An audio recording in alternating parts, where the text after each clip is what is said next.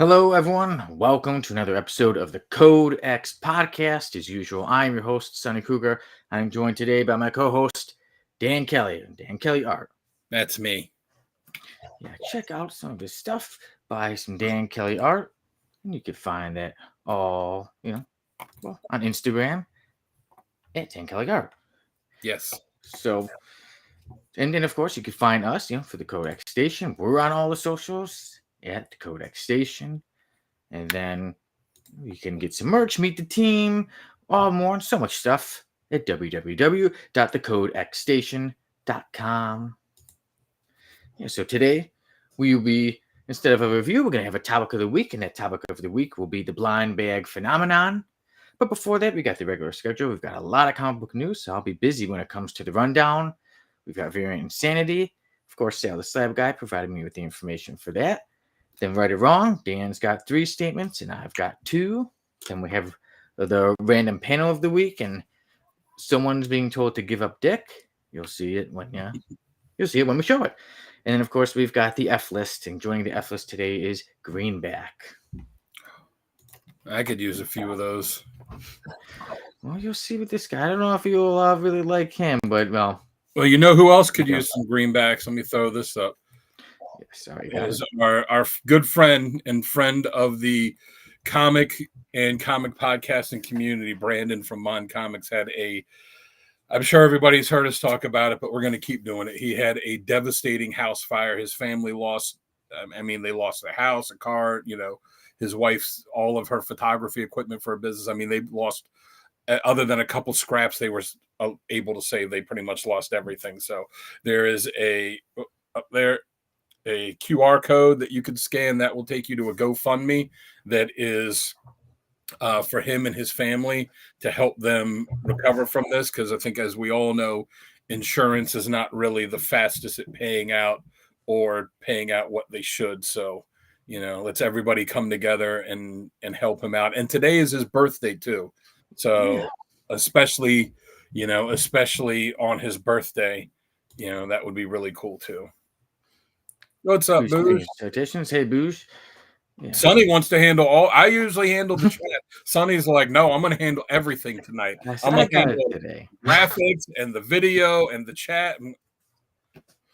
Yeah, but like you said, it is Brandon from My Comics' birthday, so happy birthday to Brandon. And yeah, hopefully he can, hopefully some people can give and help out with what's going on with the fire. And like you said, Dan, it's insurance will get you that money. A couple of years from now. In the meantime, where is he? His wife, his kids? He lost. I know. If anybody's watched his videos, he makes fantastic videos, but he lost nearly his entire collection. I know he was able to save a few of his slabbed comics that he was able to pretty much throw in a bathtub on his way out because the house went up like that. I think his wife said like 8 minutes and it was gone. So he was able to throw some slabbed comics and like family pictures and stuff in a bathtub on, when he was on the way out the door. So other than that, and he had some big time books too. So, I know at some point, the community, we've been talking about setting up a charity auction or something for him. But right now, if you want to help out that, because he's got 2 little girls too. So one of them had a birthday like a week after it. So it's it's been rough, but they're making it through. But it's terrible. Yeah, but we can all help, and we can all do our part. Yeah, so we'll keep you updated if there is going to be a show or anything towards Mon Comics, because I know sometimes too with his page, he was constantly having shows and things, and then now obviously he has to focus on other things. So. Yeah, the night before it happened, he had just done a show where he had guys on there that were doing a charity thing for cancer. So he was, anybody watch the show, he's, helped so many people out. Everybody on different channels has been stepping up and recording videos since he's not able to right now, so they can put out every Friday on his YouTube channel so that the algorithm doesn't forget him. I think I recorded one. I think it's coming out this Friday on his channel. Nice. Bruce says, yeah, Sonny the Squid running all the controls. Trying to. Hey, if you want me to take over chat or something, let me know, because I've hosted when I'm the only one that's on that knows how to do all the stuff, and I'm like, between going back and forth on it, I'm like, all right, this can get to be much. I'll let you know. Yeah, I'm kind of gotten used to it when it comes to Uncle Gary and Mike when they're on. I'm like, Yeah, I know yeah, that's so, right. Well, so, that's when but thank you. Yeah. that's when I have done it too, when it's been me and Gary and Mike, and and they don't know how to do the controls and stuff. Yeah. Which, to be fair, it used to only be Jamie, and him that used to know how to do it. And now, now me and you and Sal have all learned as well. Yeah. Yeah, but we know that Uncle Gary, he really knows how he's just playing with us because he's the one who knows all the IT stuff, and he's toying with us like, he's Brainiac and we're one of the cities in a bottle in his spaceship. Pretty much, yeah. Just hope he doesn't, if we're toys to him, hopefully he doesn't break any of us, Yeah, well, he's not the one that's known for that. That's why I said that Toys R Us, they got Toys R Us that are opening up. There's 10 of them opening up, and there's one that's in Maryland, which is about 45 minutes or an hour from me. I'm very excited because I have a 7-year-old daughter, and I've a few times told my wife that I've lamented that she's not going to get to experience, like, and I think, every kid knows it, the joy of walking into a Toys R Us.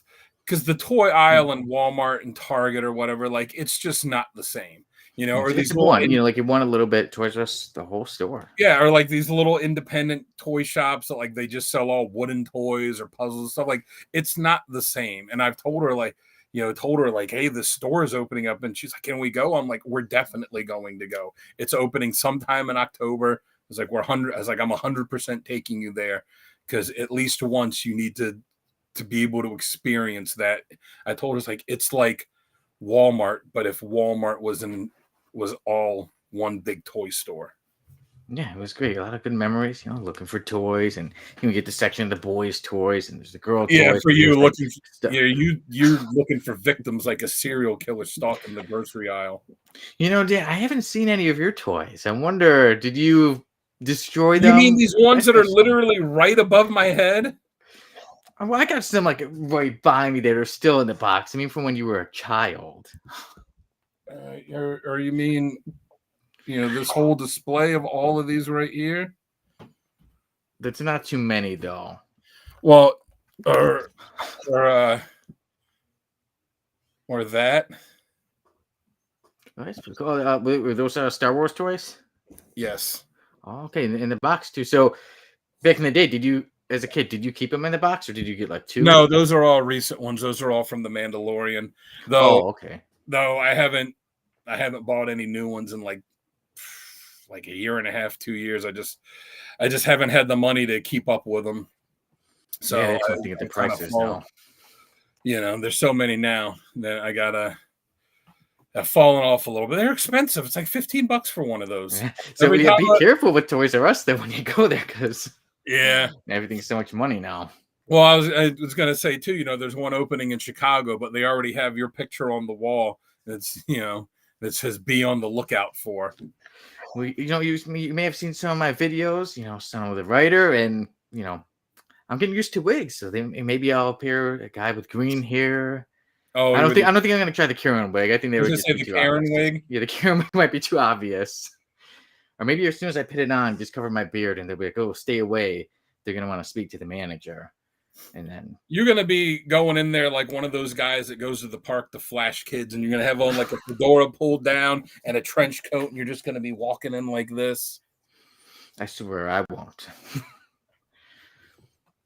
Yeah, but we'll see if we get any toys. I think it's actually the one.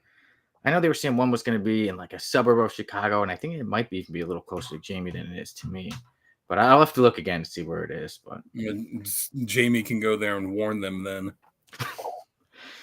Jamie, don't forget, who's your Codex guy? Oh, what was that? Back.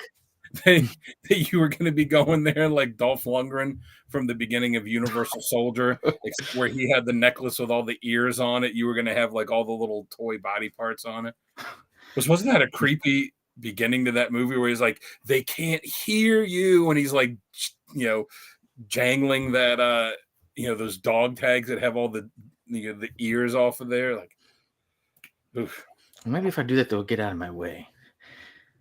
They're gonna tase Of you. the figures. They're gonna tase you, bro. Well, they're not supposed to attack anybody. But I was at Jewel the other day, and somebody stole, and the workers were chasing them out there with their phones. I was thinking, just get out of the way, because I don't want these people to shoot back at us, and then a bullet goes by me. I'm walking way away from that. So yeah, I saw somebody rob Toys R Us before, back when I was a kid. Just got away. There was like 3 of them. They were stealing like scooters back in the day when scooters were like starting to like really get popular and stuff. Yeah, And you it's did good old nothing memories in Chicago. Chicago. nothing to stop them. I was like 12, or no, probably younger. When I think about it, I'm like, no, I was probably like 9. Not my job to stop them. Tisk, Sonny. But you know, when I do get to work, obviously here at the Codex Station, which you see me every week, every Wednesday on the Codex Podcast, but also my show, a series about a series. It's complete. So this Friday on YouTube, September 26th, a series about a series, episode 4 finale will premiere for the world to see. Now I can relax. Everybody can check it all out. Years of working on it. And now it's done. And then on this past Friday, I had an interview with one of the actresses on the series about a series, Angelica Traeger. She has a page called The Acting Savvy, and something was going on. She wasn't able to get it ready. And I'm like, Codex guys, I'm like, hey, is anybody using our Restream? Mind if we jump on? So you guys are like, oh, cool, use it. So then I did it. So I was able to post the interview on a series about a series page. So it was a good, fun interview talking about the show. I got to definitely mention Codex too, and then say what's in store for the future.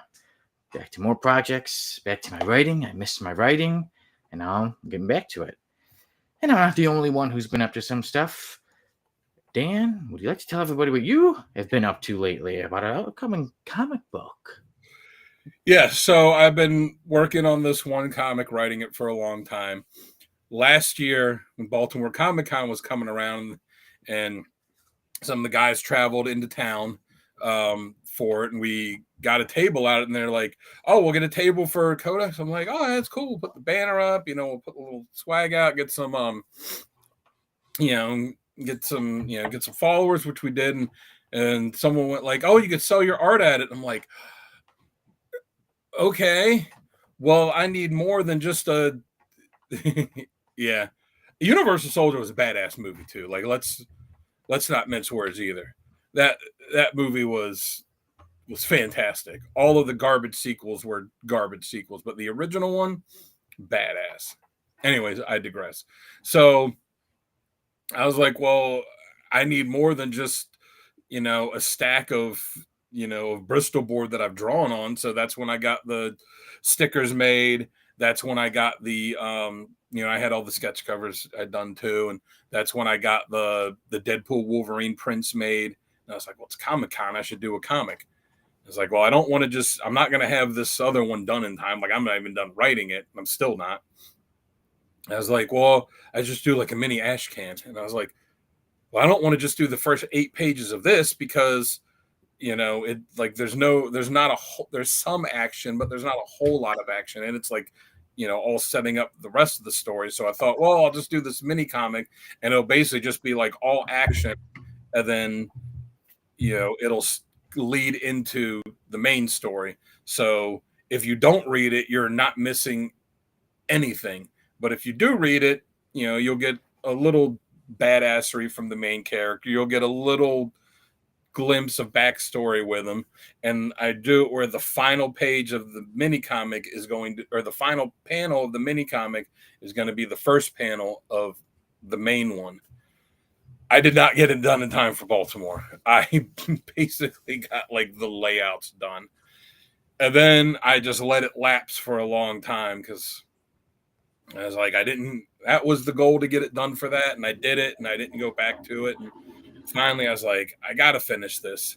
So I've been really working on it hard, especially the past couple, I'd say the past two and a, yeah, about including this week, 2.5 weeks. I've really been like, working hard on getting it because I already had it penciled, so I've been going back and fixing some of the pencils to make some of them look better, and I've been doing the inking and fiddling with the the written part of it a little bit. Like I was telling Sonny earlier, like, oh, this text box can go from this panel to here, or like oh, he says the one guy says something here and it's pretty similar to what he says here, so I need to change this little bit of dialogue, just like tinkering with it. But I am halfway through inking page 7. It's only going to be 8 pages. So, knock on wood, hopefully, by the beginning of next week, I will be done inking it. Thank you. Yeah. So then, I just got to figure out what the cover is going to be, and then, get it lettered and do the layout, and then off to the printer. I'm probably gonna. Well, probably I'm going to run a Kickstarter for it just to cover the cost of printing it. Yeah. I mean, since I wrote it and drew it and inked it and maybe lettered it, I don't know. It depends on if I can find someone to do that. It's not like I have to make money to pay anyone else, so I'll really just be needing the money to cover the cost of printing it and shipping it and whatever add-ons. Maybe I'll do like a print for like a poster for the main character or something. I'll figure it out. But yeah, that way it'll help cover the cost of that, and it will help get exposure from get more eyes on the project. And then I had the privilege of being able to read it. You sent it my way, so I was able to check it out, and I can say that it is very good. And one thing, like you said, I know how you were saying, like, oh, the story doesn't need it, but I will say that if you do check it out, you will be entertained. So there you go. You get a good, quick, fun story. So when it comes out, I mean, it's really just, it's meant to just be, it's like the first page is a little story setup, and then it's like 6 pages of action, and then the final page of the end of the action and leading and the journey continuing into the main story. So it's a lot of gratuitous violence and and just something fun that also kind of sets the tone for this, for this world that, this future, dystopian kind of world that the characters are in. So I'm excited to finally, like too, when you get to a point on a project, you're like, I'm just sick of this project. Like, I'm excited, but I'm also just sick of it. They want to be done. I'm like ready for this to be done and move on to the next thing, so that I can then eventually get sick of that, get it done, and move on to the next thing. Yeah, like, I love you, but I need to move on with my life. You should do it. Maybe you should do a Kickstarter for artists as a whole. Let's see. Boosh says artists as a whole, excluding DK, have lost the punk rock spirit. Now artists are just people who draw pictures for money, and it's pretty lame. I mean, I draw pictures for money. I don't really get that much. I don't get that much money from it. That's why I said for this, like, I wasn't going to ink it. I will admit I have not enjoyed the process of drawing like all the little panels and all the pages and stuff. It's more fun drawing posters and covers and pinups and stuff. But I wasn't going to ink it until I saw the money that people were charging for inking. I'm like, guess I'm going to be inking it then. So who knows if when it comes to the lettering, it might get to be that, like, oh, well, guess I'm going to have to figure this out too. But that's what I said. Like, I back a lot of Kickstarters. And yeah, you are. You're someone who always pushes stuff. You say, hey, guys, check this out. And yeah, you get some really good stuff on there. But like, when you look at the prices of it, there's some things on there, if it's someone that I haven't heard of, or I haven't seen their work before, and I'm like, this looks interesting, but the price point's like $15 for like one single issue. It just gets to be too much sometimes. That's why, like I said, with this, depending on who I get to help me out, for the end of this, it's just, it's just going to be me getting, setting a goal to get enough money just to get it printed and out there. And, if I make money off of it, cool, but that's not the goal. You make money off our assuming. And you're someone like Sedan, you're doing it, Julie, for the passion of it, for the love of. Well, it's like you with it's like you with a series about a series. Yeah, we'd all love to make, a whole bunch of money, but we do it because we love it, and that's why. Maybe you should do a Kickstarter for that, for the DVD box set release of the complete series. Yeah, and I got tons of stuff for extra stuff that could be like, you know what? Maybe I won't post this. Maybe I'll wait in case one day, to do something like that. Yeah, run a Kickstarter for it. You can get enough money that you could film a music video for my song that you used in the 3rd episode. And if one day I should really look in, or even just use parts from the series like to make a whole video. Yeah, because it was not too long ago. Before we jump into the regular show, me and my Maria, we had a little marathon watching it. We get to watch it before everybody, and we watched the whole show together. And then again, she did compliment. She said, "Wait, who did you say made that song again at the end?" I said, "Oh, Dan, Codex Dan." And she said it was a very nice song. So she's got good taste. She does. How does it feel? How does it feel watching yourself up there? Because I haven't I've done acting like that, but it was for like stuff that me and my friends made. It wasn't. Yeah, you're right. Money is even. It wasn't anything like you're doing. It was just stuff that we used to do for fun. But like how so looking back on it, it's really just watching like us goofing off. But like, how is it watching yourself like acting? Because you wrote it and directed it and starred in it. Like, what is it like for you watching yourself on there? First of all, because with the editing, it's like I've seen myself so many times, but then like I said, when it's the final thing, like here it is, I usually do like to watch it either alone or with Maria first. So that first time I'm, this is wrong. I could have done this better. And then so you're like me. I look at a drawing, I'm like, I could have done that hand better. That looks like shit. I listen. Did I not have a better take or something? I judge it, and then the next time is like, okay, I know what it is. I know the little things I'm gonna be annoyed about. Then I can relax and watch it as me. And every now and then I'm like, good job. I listen to the music I've recorded, and I go back and people are like, oh, that's good, and I'm like, I could have sang that line better. Like I missed. I could have done those couple notes on that guitar solo better. Like that's all I hear is mistakes. Yeah, so maybe with the first time it's more like that, and then later I'm like, okay, and I'm more relaxed and get to enjoy it. So yeah, that's how it is. Even once in a while with the podcast too, I'll go back and listen, and I'll be like, I could have sounded more clearly. I could have done this, but now here we are on episode 170. So I don't want to get to me too much. I'm like, okay, we are going to make mistakes with this many episodes, this many hours of being live. So it'll happen. All right. Well, I think that's enough of our bullshit. My comic will be done soon. Sonny's show will be out. Final episode will be out on Friday. Thank you, Boosh, for saying congrats to both you cats. And as Dan just said, you're right. Thank you, everybody, for listening to us talk about us. And now it is time to jump on to the actual show of the Code X podcast.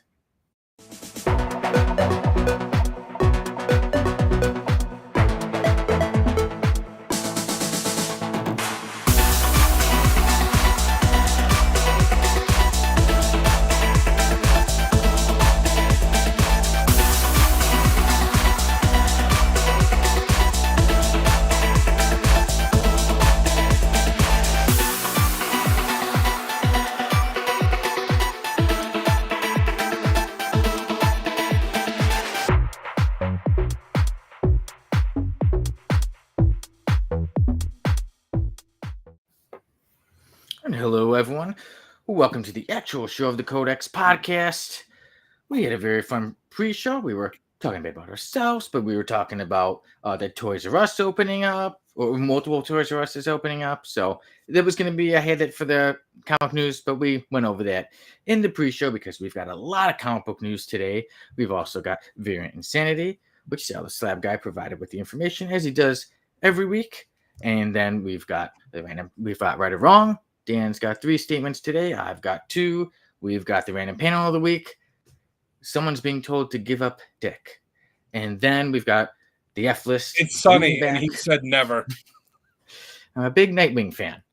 And then we've got our topic of the week, which will be the blind bag phenomenon. But before we jump onto the news, how we were talking a bit about, I'll mention Variant Insanity that there's a guy named Sal the Slab Guy who provides us with the information.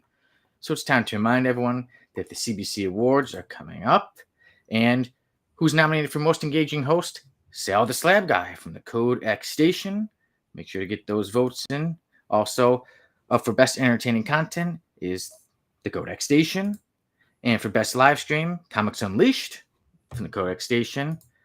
Best Informative Content, the Code X Station.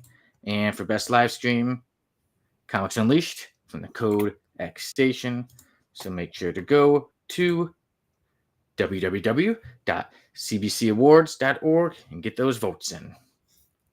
Yes. Also, a good friend of ours, also a good friend of the Code X Station, is Mon Comics. He's up for some awards, but also, we're everyone's helping raise some money for Mon Comics. Yes. Dan, I'll let you take this one away a little bit and tell a little bit more about what has been going on with Mon, and also today's his birthday. Yeah, it is his birthday. A couple weeks ago, had a devastating house fire. His family lost the house, his wife's car, all of her work equipment for her photography business. They lost pretty much everything. He lost almost all of his comic collection. I know he was able to throw a couple slabs, in a bathtub, like with some family pictures on the way out the door. He's got 2 little girls, the whole family and even their pet cats are safe, but everything else was gone. So there's this GoFundMe that's been set up for him. So go and donate whatever you can, especially today, because today's his birthday. And, eventually they'll get some insurance money, but, you can't live on eventually, and, people will have money set aside, but not many people have enough money set aside, for losing everything. So, the GoFundMe is great. So it gets money to him now for his family, for his little girls to, try and help give them a sense of normalcy. And, he's such a good guy for the whole community. He does so much. So now is our chance to step up and help him. Yep. It's right by you, Dan, right to your left, I believe, the barcode where people can just scan it, and then it'll lead you to the GoFundMe. Yes. All right. And then now, everybody, we've got quite a lot going on. There's been quite a lot of comic book news over this past week, so I will get us started with. I feel like I posted probably 50 stories in the chat between yesterday and today. So it's time to get started. Yeah, I'll get us started with this rundown.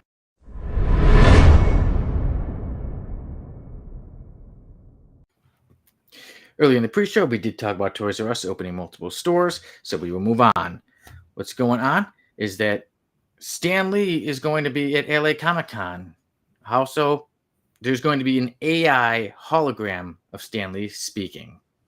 And that's going on at the LA Comic-Con this Friday, September 26th, to Sunday, the 28th.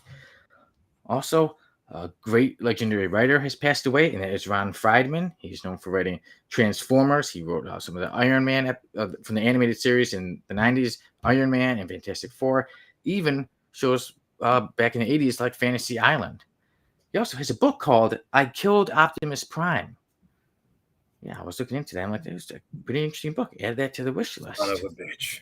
So, and it's called something long, like I Killed Optimus Prime, how I did it. I killed one of the most famous characters and lived to tell the tale. So, Ron Friedman, rest in peace. And we've got some other news. There are some good news. Last week we had the Deadpool Batman comic book. The crossover happened. I'm ready for this, everybody. There's a new character, in case you haven't seen. His name is Logo. And yeah, there he is. He's a mix of Wolverine, Logan, and Lobo. And name drops another amalgam character in the story. There you go. Yeah. So there's the image of him. Yeah, as you can see, it looks like Wolverine mixed with Lobo. So that makes you wonder, are there going to be some amalgam stories? But there's still some other stuff going on. We were talking about writers. We're talking about like stories and written.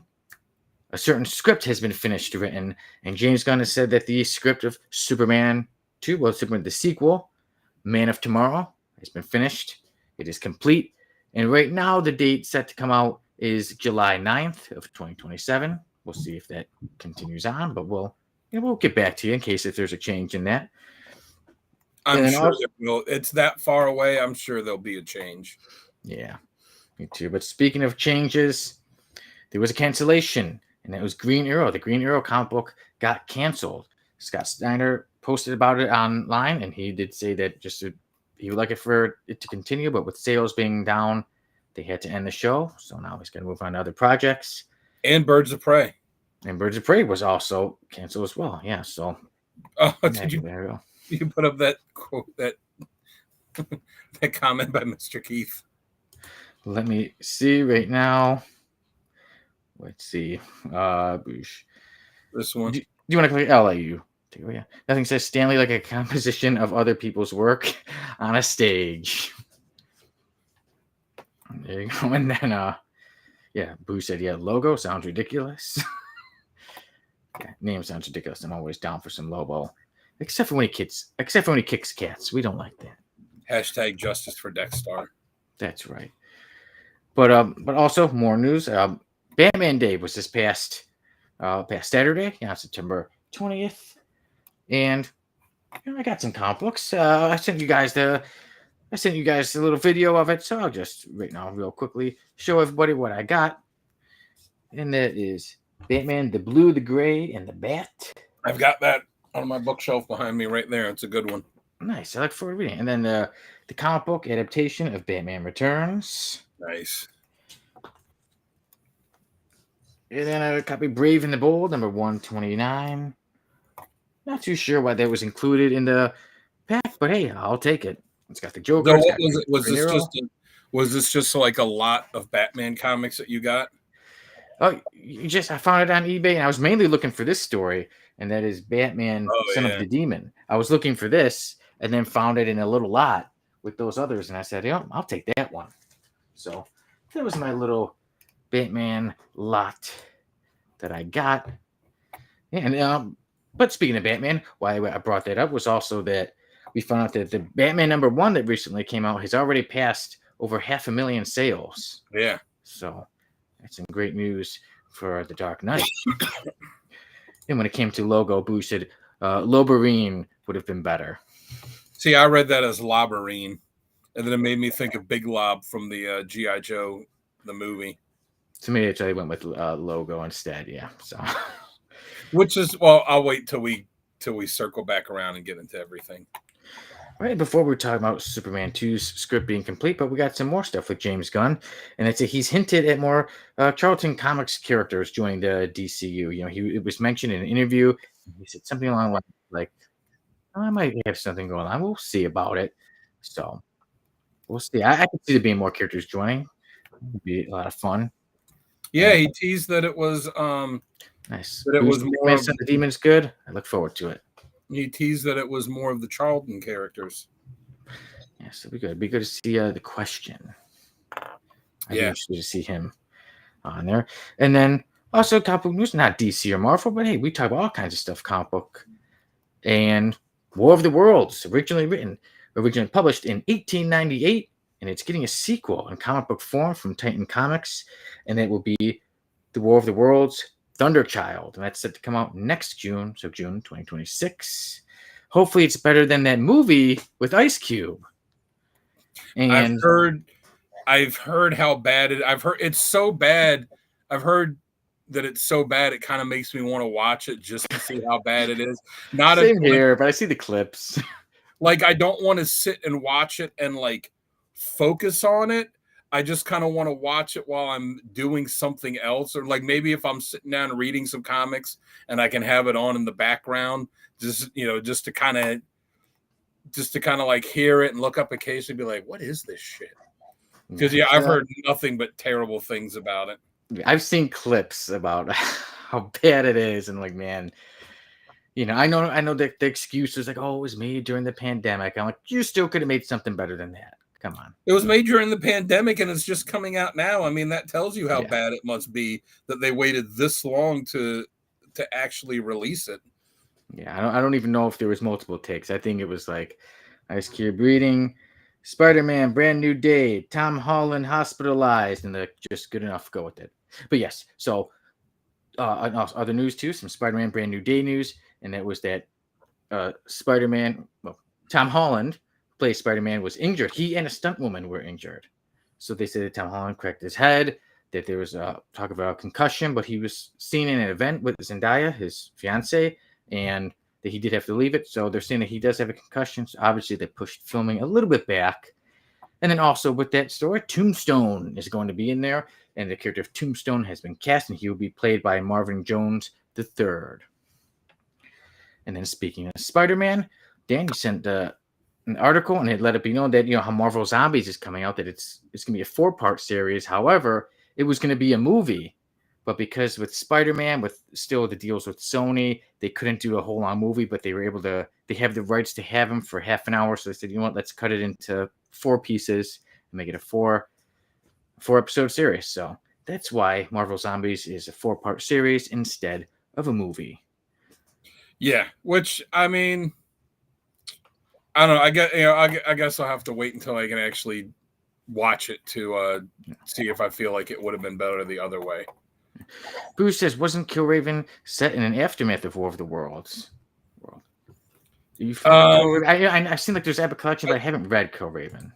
I don't remember if it was specifically War of the Worlds, but it was basically it was Marvel, so it wasn't like the specific War of the Worlds, but that's essentially what it was, is that it was, the aftermath of, this alien invasion. I'm pretty sure it was like a Martian invasion. Yeah, Marvel's timeline with that stuff in the 80s was kind of funky because you had that. You also had Guardians of the Galaxy, which like took place in the far future too, and you had other stuff that took place in the future, and it was kind of trying to sync those timelines up that didn't always fit exactly right. Mr. Keith was talking about how War of the Worlds got a direct sequel where Earth got back at Mars for revenge. It came with the concept of a ray gun. And, I don't know if I really want to check that out. Who knows? Maybe Thunderchild will take a bit from that. But we'll see. So that'll be made in comic book form. Like I said, I don't know how good it's going to be, but I'm guessing it's going to be at least better than the Amazon movie. Yeah, so that's a lot of news that we had going on, and from what I heard, that's not a hard bar, to leap. Yeah, and literally, and the whole thing too, Ice Cube, is just like how we are right now, looking at the screen. So it's like if we did a whole movie right now, no, don't die. But what? I haven't seen it yet, so I assume that's terrible. Yeah, and then just like one of us turns our screens off, and you're like, man, Sonny's dead. Okay, how are we gonna stop the aliens? Yeah, so basically like that. Yeah, and then when it came to Marvel, Boosh had said, yeah, their timelines and whatnot wasn't as on point as it is today. Yeah, a lot of mixing. People were concerned about continuity then, but they weren't as concerned as they are now. Yeah, especially with the internet now. Like, there's a mistake. People are gonna post about it. Hey, did you catch this? Or back then, it was just more word of mouth, and if somebody didn't say anything. Yeah, back then, if you would write a letter into Marvel and they would print it, be like, "Oh, you caught us. You get a no prize," and then that was that. Yeah. All right. So, all right, man. A lot of juicy news. Which one you want to jump into first? Let's get on to some AI stuff. For the AI hologram Stan Lee, it does. We pretty much know. I don't think it's more like, oh, it's for the fans. We know it's more for greed. I think is it another way to make money, and I wonder, are we going to start seeing this more often with more people who have passed away? Remember, didn't they do it with like Tupac at Coachella a couple years ago? Yeah, Tupac did it. I think they did one with Ronnie James Dio before. It's just creepy. And especially with Stan, like, you hear all these stories about how exploited he was by all of his handlers and these people when he was like up until he died, and it's like he's dead and you can't stop exploiting him. Yeah, even after he's dead. It's like all this stuff with AI. Like, don't you realize like this is the stuff that's that people are turning away from, like giving work to artists and actors and musicians and all this, and they're it's like, oh, we'll just get AI to do this or that. And like, it's just I don't like it. If you're using it as a tool for something, I can understand. In case of Yeah, report, like like if we you're want to know using something, I'm like, hey, what's this? I can understand that, but to be like, to put it in and then be like, hey, everybody, look at my artwork, and I really just typed in something. Like, come on, how could I really claim that's mine? You draw your stuff. That is your work. It's a complete difference if I typed in like, hey, draw this character. He's cool. He's tough. How could I compare that to yours when you worked on it? like if you're going on, like I see if you're going on and like typing in something, there's some continuity bullshit. Yeah, exactly. Yeah. You know, if it's Let's see. Mr. Keats is watching an AI of a real person is like thinking the guy in the Mickey costume is really Mickey Mouse. Yeah. like it's one thing if you're just typing in a prompt like, all right, I need something to give me some inspiration, but then you just take that and you go and like create your own thing instead of just saying, oh well, I take this and I'm just putting it out there. I guess that's how I look at it. Like if you're using it and just typing something in and and then you look at what comes out and you're like, oh, that's interesting. Okay, now I'm going to go off and actually create something, because you were in, got a little bit of help, not just typing in Superman flies over the city and he's in medieval battle armor and it comes out and you're like, oh, here, I made this art. No, you didn't. The computer made that. Exactly. Yeah. Just be honest. Be like, I typed this in the computer and my computer made this for me. As opposed to Superman's flying over the city, and then you look at the image, you're like, oh, okay, that's how the angle of the buildings would look. Got it. And then you go and actually draw it. Yeah. Like what Mr. Keats said, yeah, like, will fans go up and ask the AI Stanley questions that he'll answer? Well, will somebody go up and ask it for an autograph? Look whose autograph I got today. You're not going to believe. Yeah. And Bruce says it's not art on a skill level, and I don't support it. But I didn't go back to my lack of punk spirit in a lot of artists. And yeah, like I said, especially for the Stan thing, like it just reeks of exploitation. Yeah. I think Mr. Keith, like you said, I think asking questions, I wonder if people will, and then AI will give like the AI question if you typed it in online, like, if you were like my phone has Gemini. If I was like, hey, Gemini, just Stanley this, and it will come up with a question. If AI Stanley will do that. It would be pretty funny because once in a while I'll test AI. I want to see how much it knows about us. And one day I was showing my grandpa, like, here's what it is. So he was talking about like some White Sox stuff. So later in the day, I asked it who's Sonny Kruger, and it gave me this confident answer of Sonny Kruger is a baseball player born in 1989. That's a year older than I am. But it was like he was a baseball player. He's known for his heavy hitting, and it gave a whole thing about me being a baseball player. And I said, no, I'm not. That's not correct. And then it said, oh, my apologies. I made up, I fabricated a story. And then it got to, Sonny Kruger known for Sears Route series and the Kodak station. Let's see what's going on. Mr. Keith. Yeah, so first Bruce said AI is bad. Yeah, AI is bad. It's not art. No PS, blah, blah, blah. Seems, pretentious, yeah. And then Mr. Keith says, I'm going to make an AI Jack Kirby in the other room. It's funny. Like on Google, if you type something up now, it's like an AI thing. Yeah. It comes up the top because I've typed in stuff before. I'm just like, hey, what was, what year did blah, blah, blah come out? Like, or I'll just type in like an artist's name and see, so it can come up like, all right, what's his Twitter? What's his Facebook? What's his Instagram? Whatever. And it'll come up and it'll, like you said, like the first thing that comes up now is this AI stuff. Yeah. Like, and you read it and you're like, none of this is right. Yeah. So like I said, sometimes it will give you an answer that's like pretty good, and sometimes it will, Sonny Kruger, the baseball player. Yeah. For my heavy hitting. I'll just be honest with you right now. I stunk at baseball. But hey, one day AI thought I was a professional. So at least I have that to brag about. But there's other, but like I said, there's a lot of stuff, and we were kind of going over some things. Any ones that you wanted to more focus on with all that news that's been going on? I don't know. Just run through them in order again and get some quick hits. Yeah. So there we go. We were going with AI Stan Lee. Ron Friedman, the writer who had passed away. Yeah. Big time writer on television. Yeah. Especially, he wrote the first 2 drafts for Transformers, the movie, which would have been wildly different than what we got. But, that's how movies are, Writes and rewrites and rewrites. Yeah, and I heard that he had written like over 700 hours worth of television. It said. Yeah, so he's got that book. Yeah, I Killed Optimus Prime, and then it's like So Sue Me. Yeah. Yeah, but so he knew a lot of people, and I saw that there was pictures of him with like Stanley in there. So yeah, I see also episodes of Iron Man and Fantastic Four in the 90s.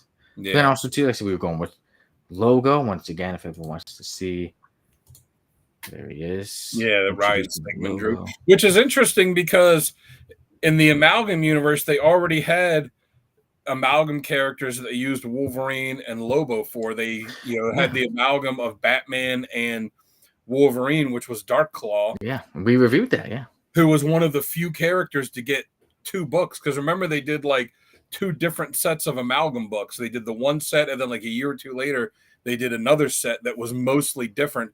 But Darkclaw actually got a book each time. And then the other one was a cross between Lobo and Howard the Duck. yeah. Was it Lobo the Duck or how was it worded? Yeah. I think it was like Lobo the Duck. I have it up there. I'd have to to pull it out, but yeah. So it's interesting that they're doing another one, but he name drops Super Soldier in that, which was the combination of Captain America and Superman, which was one of the other few characters to actually get two books in Amalgam there. So yeah, them putting an Amalgam character in there and putting them on the cover for the second print, very interesting. Yeah, it is. So I think we're going to see some more Amalgam characters along the way. We did talk a bit about Batman Day. Did you get anything for Batman Day?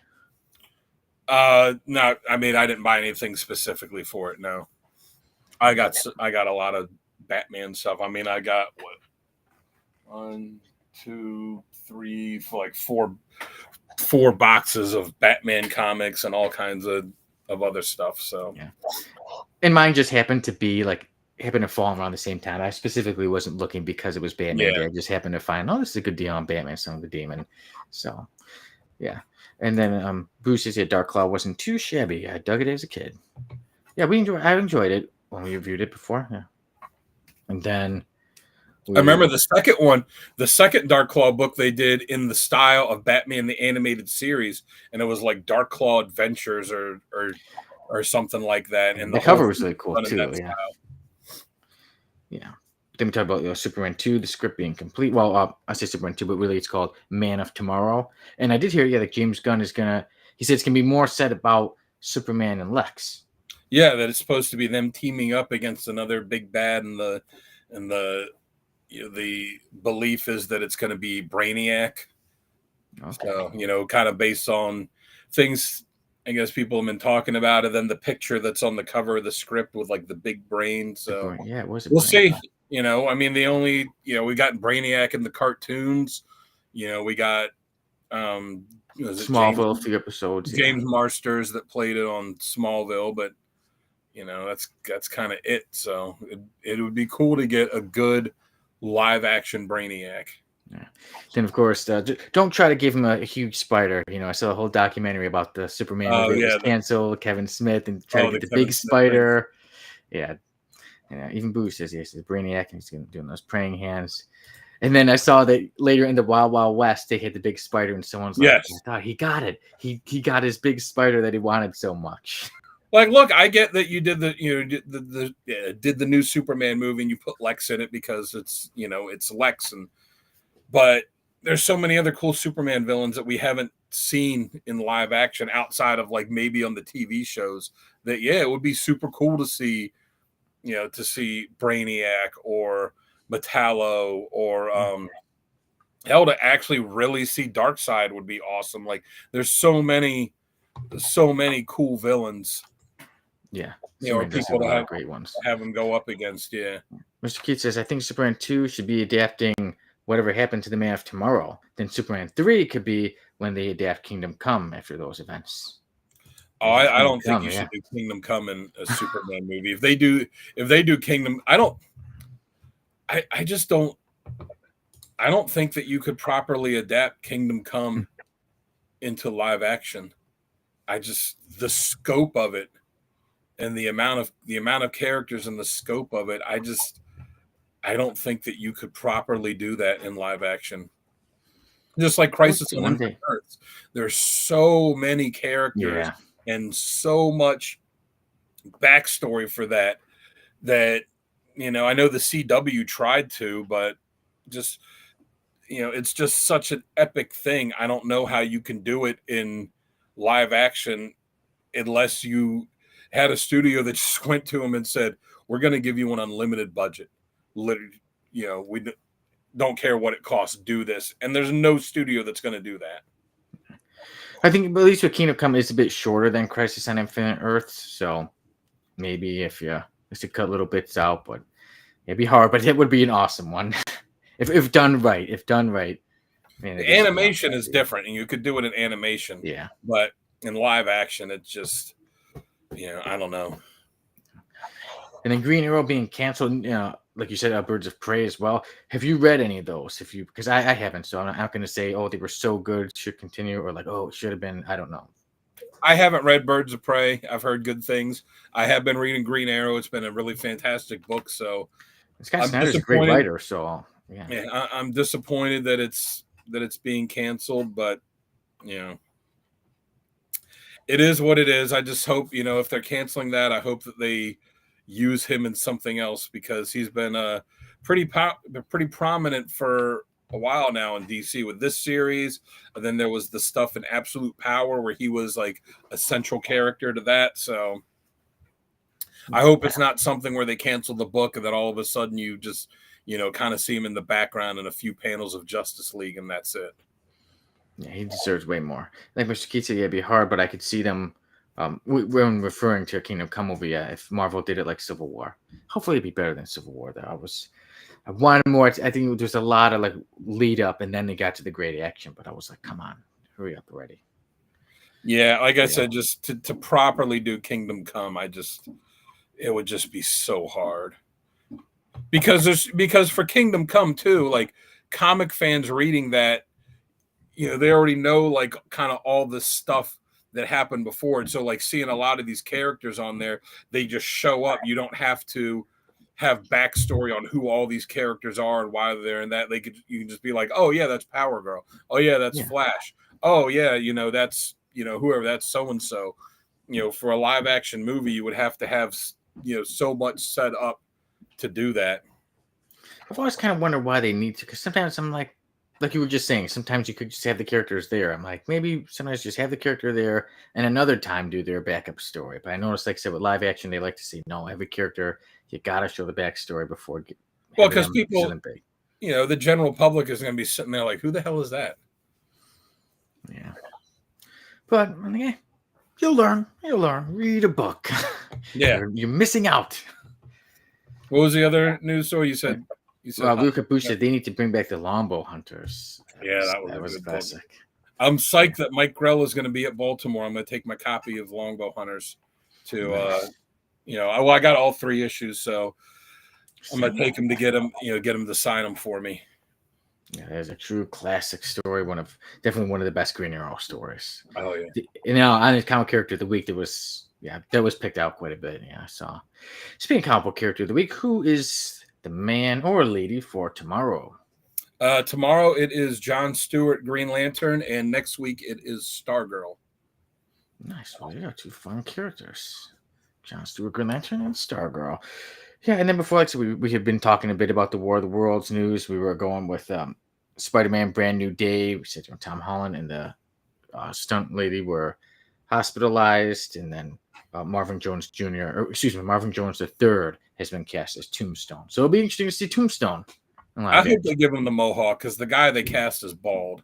He's an albino. He was actually in the Black Lightning show. He played like, at least the first. I only watched the first season of that, but like the first season, he played the main bad guy. So hopefully I can't picture Tombstone without the flat top. Yeah. You could add a wig on to people. Come on, they've done so many other things. You could add a wig.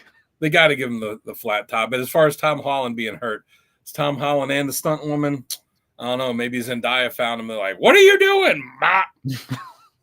And there you go. And then they're like, "Hey," she cracked his head open, and they're like, "Hey, he had an accident on the set." And cracked his head open. We got to see what that stunt woman looks like. Yeah. No images yet. Who knows? We'll see. Maybe after the show, online's going to hear a lot. They're going to get a lot of searches for stunt woman who was injured with Tom Holland. And are you surprised that they're so deep into filming Spider-Man, and apparently they've wrapped filming on Avengers, and there haven't really been any major leaks? Yeah, a bit. Yeah, it's surprising because both are supposed to come out around the same time as each other.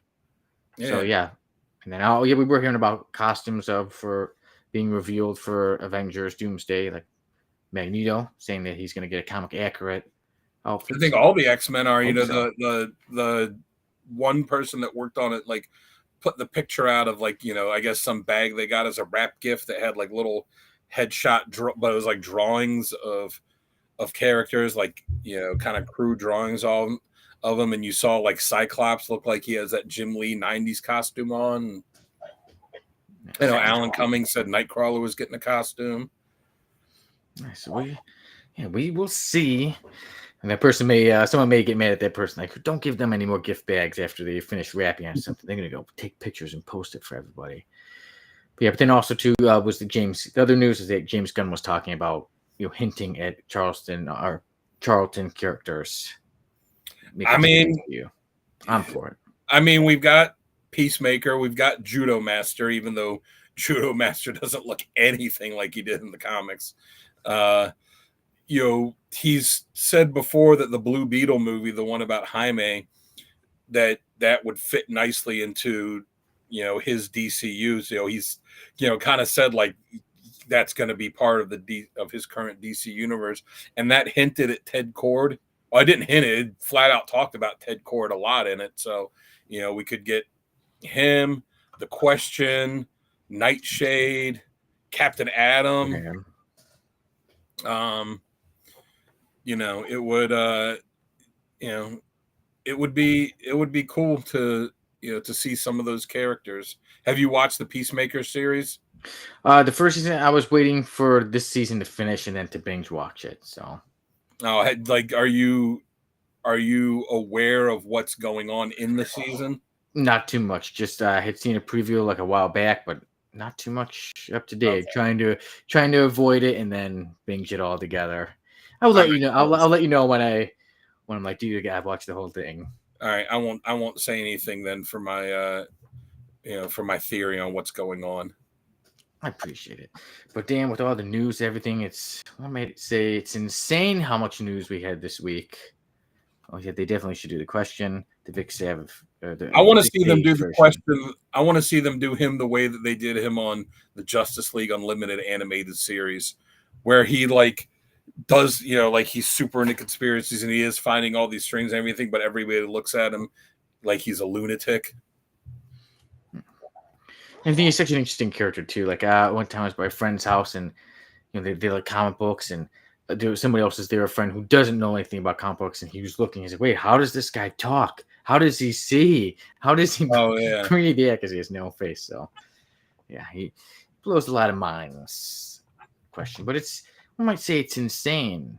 That brings us to variant insanity.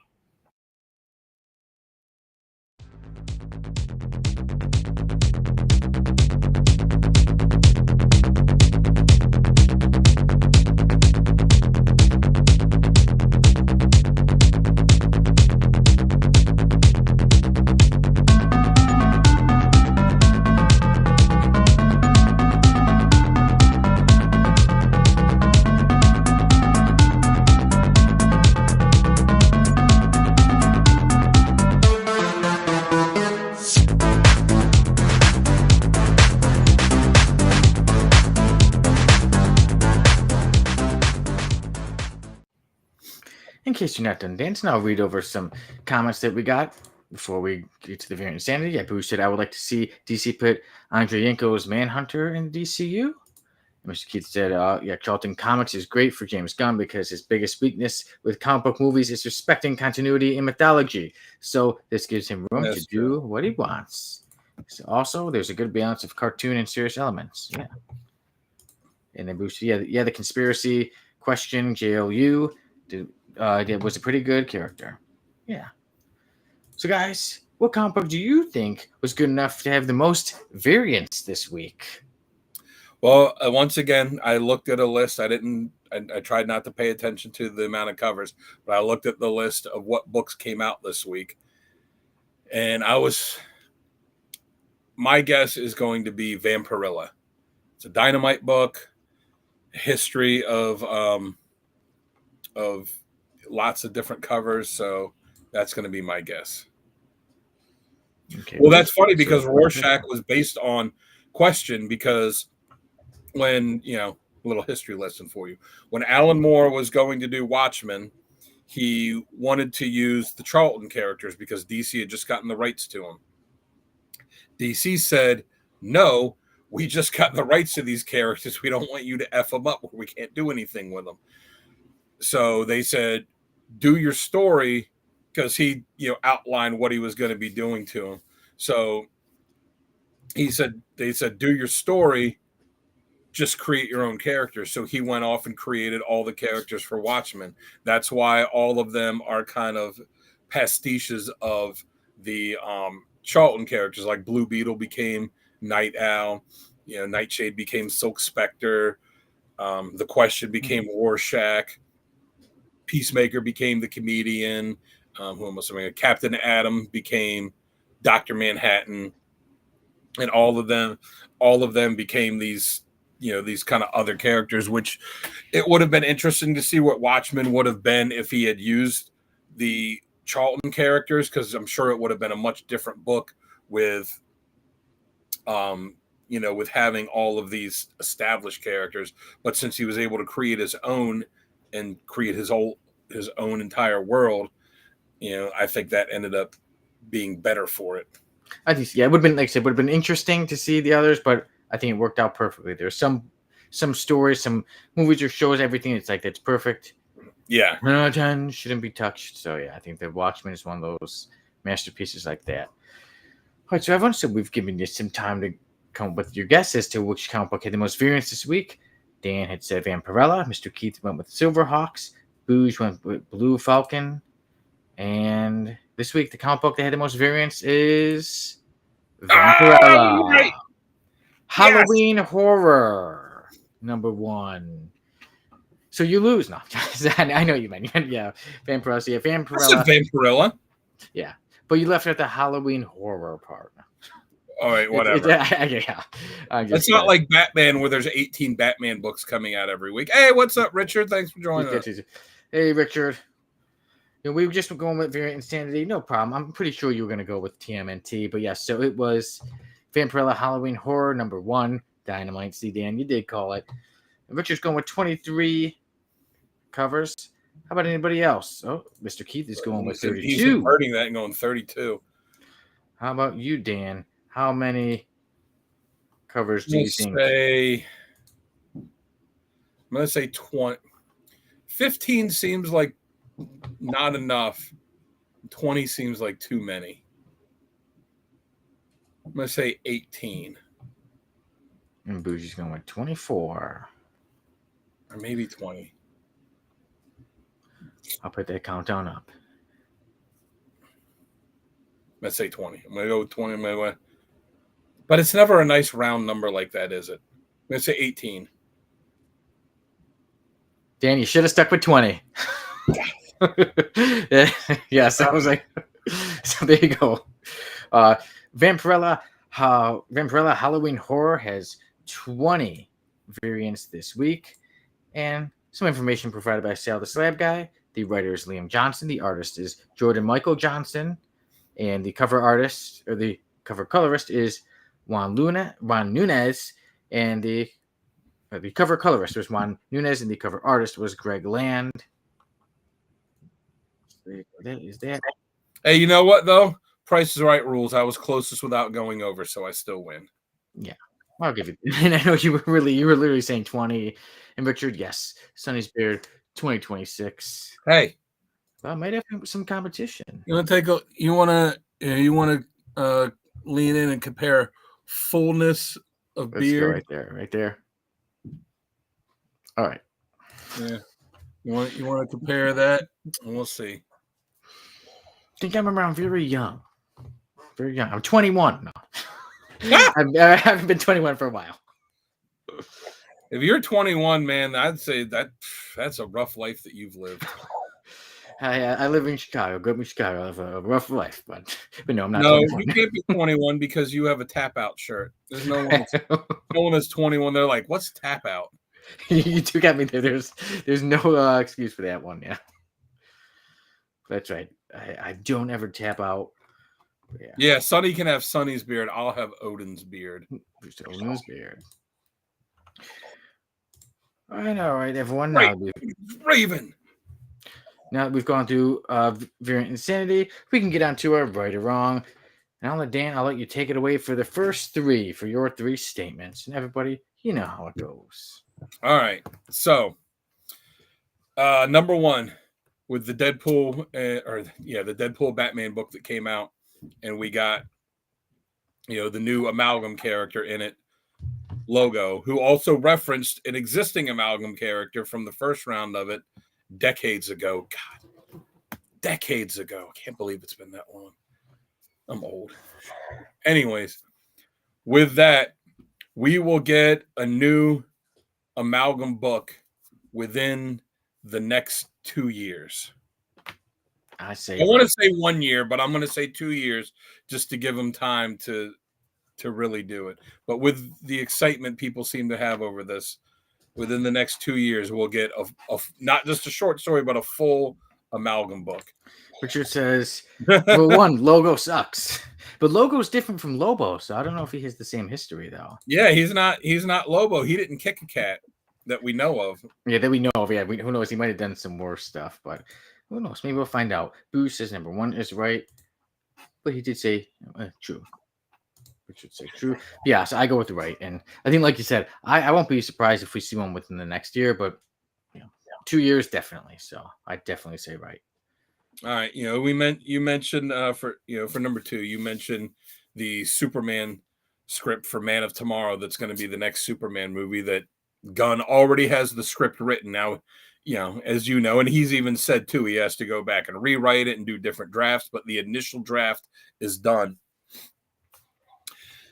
David Cornsweet now. Actually, wait, let me look up something.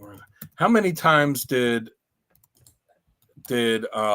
Robert Downey Jr. play Iron Man? Ooh, I think. Mr. Keats, yeah, it says nothing says corporate branding like naming a character literally Logo. Agreed. Yeah. Yeah, that's what I thought too. I wonder what Logo's logo is. Yeah, how many times did Robert Downey Jr. play Iron Man? All right, so 9. I should say 9. 6, 7, 8, 9, 10. It says, it says 10 here, right? Okay. Yeah, but that's also counting. I was looking at counting Incredible Hulk, where he just literally was in it for 60 seconds.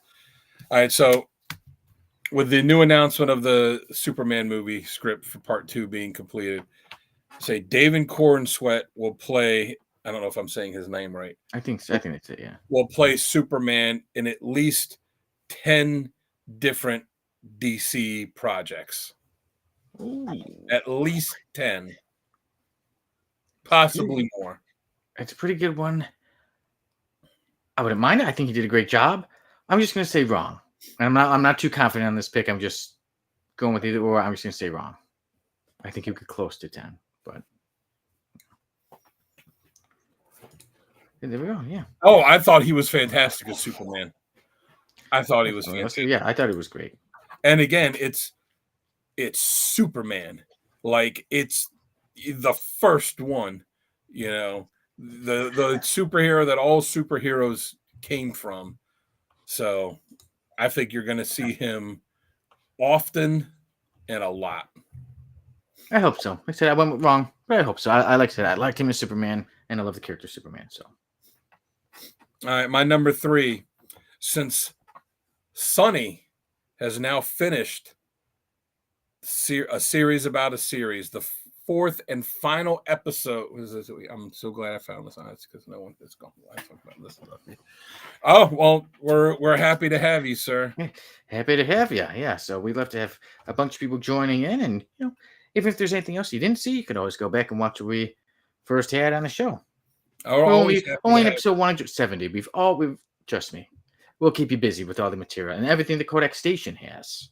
I mean, Kentucky Fried Chicken and MILFs, two things that we love. So, and remember, we don't kink shame here. Yeah, that is right. We do not kink shame.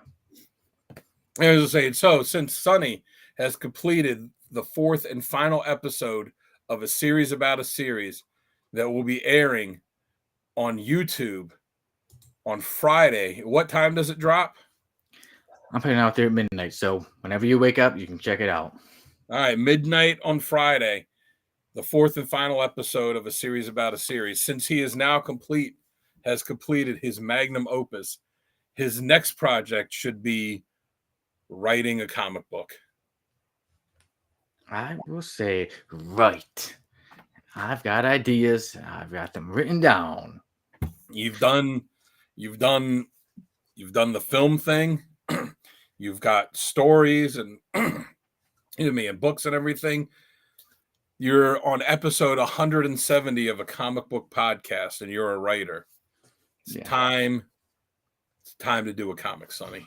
Yeah, because even I've got certain stories. Like I have a story called The Comic Book, a short story about getting a comic book, but no story I've ever written been like this is specifically for comics. And I've got those ideas, and I'm feeling it. It's coming to my mind more and more. The time is coming.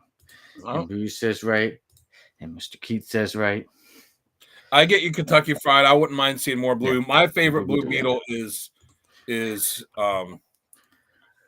Ted. So I'd like to see more Ted. We both write. We both do write. Yeah. So you can find me at Sono the Writer. That's where I have my stories online. And then Dan Kelly, he's working on a comic book of his own. Oh, Mr. Keith says I'm going to say right three times. All right. So, the masses have spoken, Sonny. That's what, like I say, the people have spoken. My mind is always going, and that's how sometimes it happens in my head. The stories keep coming, and I'm like, I can't deny these. And there's a comic book on its way. So I'll be working on that, and I'll keep you updated. So now we get into my 2 statements. So Dan had the first 3. Now we get on to number 4. Going on to Superman. It's a Man of Tomorrow. Man of Tomorrow will be better than Superman. Than the Superman that just came out? The previous one that just came out. Okay. I'll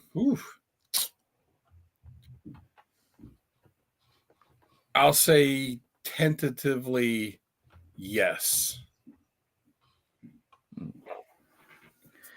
All right, and then anybody else? And Kentucky says, do you have any copies of your stuff? Well, I'm working on getting actually made in book form. That's one thing I'm currently doing, but I can send you a link right now to some of my stories. Let me put it in the chat. And Tom Holland's okay. He got a concussion filming the new Spider-Man movie. Yes. He fell on his head, but he is not dead. Yeah, exactly. Good way to put it. Because they said he cracked his head. I was like, dang, he cracked his head. At least he had that Spider-Man mask to hold everything in. Yeah, so he seems okay. Like they said, he was at events and stuff after, but he had to leave with a headache. But all right, so there you go. So I put it on www.wattpad.com, and my username on there is Son of the Writer. That's why I've got plenty of stories, like a series about a series, and the comic book, the Android and the Being, a Dead trilogy. I've got a whole bunch of stuff on there. Feel free to check any of them out. Yeah, I will say tentatively Man of Tomorrow will be better. I'm not gonna lie, I'm psyched to see Lex in the purple and green. Yes. I thank gosh he's not gone. Yes, he's still with us. Tom Holland's still with us. And like I said, I'm excited to see too. We said, poor fella, he's only getting paid millions. Sometimes headaches really can suck though. Yeah. But like you said, I think I'm gonna go with right. I do think that number 2 will be better. The first ones you kind of sometimes build a story, but now we know Superman is. At least it did pick up fast, like when Superman was Superman. But I want to see Lex in that suit. I think we can get a lot more characters, a lot more villains. So I want to see Brainiac. Yes, I do too. I do want to see Brainiac. And for my number 5, my last one was too bad to see all the slab guys in here, because number 5. We want to see a venomized Howard the Duck, and for Sale the Slab Guy to get it slabbed. I'm going to say wrong. I couldn't care. I don't know that it's possible that for me to care less about that. Dan, I was just going to say you were the perfect person to draw it, though. I mean, I'll draw it if somebody pays me to do it. But as much as I give, Sal grief about it, like, Howard the Duck, I could take him or leave him. I don't really care. I'm not going out of my way to buy Howard the Duck stuff. And Venom, it's just too much. They've overextended the character and the the whole concept of it. Everybody's getting venomized. But if you do want to see Howard the Duck get venomized, there you go. At Dan Kelly Art on Instagram. Let him know. Hey, dude, I'll pay you some money to have you draw a venomized Howard the Duck. And here we go. How did I forget that? I do have my stories with you. Sunny stories. Yeah. Wattpad. Kentucky Fried says she was confused seeing Lex Luthor cry. I've just gotten into Superman. New one was my first Superman movie. There's some good ones, but I love the new Superman movie. Yeah, so I did think it was really good.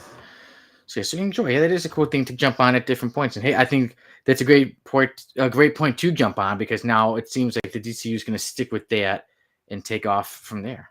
I think a lot of good things are going to be coming forward with that. I said it's a lot of good movies, Supergirl, and we'll see some Lobo in there. But speaking of Lobo, boosted Lobo and Brainiac for the villains. Yeah, that would be cool. But for number 5, right from Bouge and Mr. Keith. Yeah. So there you go, Dan. The people have also spoken about that venomized Howard the Duck. So there you go. We did go over our 5 statements. We were chatting a bit about them. So unless any certain ones you want to go over a bit more, I think we're good. Everybody wants you to write the comic. Everybody agrees we'll get the amalgam book, and everyone but you agrees that Corn Sweat will play Superman at least 10 times. Yeah. So listen, that was the one I was pretty close on, and I'm hoping I'm wrong, because I thought he's a great Superman. And now we go on to a random panel of the week. This is obviously from a Nightwing comic book. We got 2 ladies. One says, "If your promise means that much, then give up Dick." And the blonde lady says, "Oh, I couldn't." See, that woman there is really Sunny in the Karen wig. I mean, hey, if I looked at that's quite a pretty woman there. So I take that as a compliment. You take it as a compliment if somebody said that you look like a pretty woman? If I did, if we dressed like that and says, "Man, that's a pretty woman," I'd say, "Thank you." I would not be offended. Pretty woman, the kind that you'd like to meet. Yeah, multiple good versions of that song. I like the I'm a big Van Halen fan, so I hate the Van Halen version. Yeah, I like the version. I didn't like the video, but I don't really like any of Van Halen's cover songs that they did. I mean, that's just me. I like their original stuff. I just don't like the covers that they did. But yeah, I wonder if that that's clearly from some like old romance comic, though. Yes, it also feels like that they might. Dan, I don't hear you anymore. We'll see what happened. Which one of us cut out? Stuff, but that looks. But either way, yes. You can usually change when people take these old panels and change the text boxes, though. That looks pretty spot on. So maybe that's from the Gary likes to collect those old romance comics where has the ridiculous cover. Yeah, those covers were amazing. I absolutely love them. The Uncle Gary showcase, when he showed all of those, is like, to me, I think one of the best videos we have on the whole Codex station. Just all you have to do is go over them, and just hilarity ensues. But yeah, I think so too. Like vitamin D. Oh yeah. It does kind of look like something from a newspaper. Well, that's what all the old comics look like. They had that newsprint paper. Yeah, so sometimes we're able to find them and they look nicer, but some of them, like I said, when they're from harder comic books to get like that, it's gotta have to look like that. Yeah. Moon Knight has a lot of ones where you could tell people have changed the text box, but they're so fantastic with what they changed them to. Yeah. And then real quick, Kentucky Fried said that the Joker has been overused. I think Jamie, he really wants to see more of the Jared Leto Joker, though. Yeah. Oh yeah, he definitely needs to make a comeback. That's speaking from Jamie Wilczek. I will speak for Jamie Wilczek. He wants to see more Jared Leto Joker. Pusha, yeah, I want to see Jamie just how wants they to come see back. more. He just wants to see more Jared Leto and everything. He does. Yeah. Huge Jared Leto fan. Morbius. I mean, it's funny because after that came out, he just got like a full back tattoo of Morbius. He was so excited for it. He did. So he got that. A full back tattoo, and it says it's Morbin time right across, right as his tramp stamp there. Oh, okay. And I think it's near his tap out tattoo he has on his arm. Yeah. Yeah. All right, let's see. In his butt cheeks, he's got Morbius's mouth, one on each cheek, so that he can just like get your neck in there and just suck your blood with him. I did not know about that, but hey, you heard it here. So, all right. And before we jump on to our F list, I can't believe Margot Robbie is a mom now, but that means no more Margot Harley. I don't think that means she can't play Harley again. I think if she wants, Gunn directed the Suicide Squad, the second one, and he's brought some of the characters back. So I think if she wanted to play Harley again, I think he would be more than happy to put her in another movie. Yeah, I would say don't lose hope. I think we may see her again. Yeah, Yeah, this guy in film. If I know how to do things in film, I know the professionals who, really look at that's their profession. They could do something with it. Yeah, so I wouldn't be worried about not getting Margot Harley Quinn. But you know what? You may have to worry about, and that is a certain list, and the list is called the F list.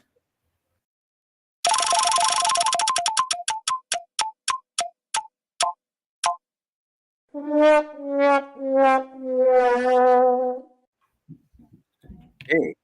joining the F list. He's a guy. He wants your money. He's called Greenback. There you see him. He's got the money sign. He's literally shooting a thing that's a dollar sign. And that looks like it. I was about to say that looks like an old Batman villain, and the next cover, Super Friends. The Super Friends, and he's shooting coins at Batman and Aquaman and somebody else. Yeah, he's laying everybody out with his, his gun shooting out coins. There's the back of him. As you can see, his back also has a dollar sign. His belt is all dollar signs. But he's shooting coins. Coins aren't greenbacks. Yeah, he's stupid bastard couldn't even get the theme right. Yeah, there he is again, watching TV. There's Greenback. There's Blast. She lives in New York.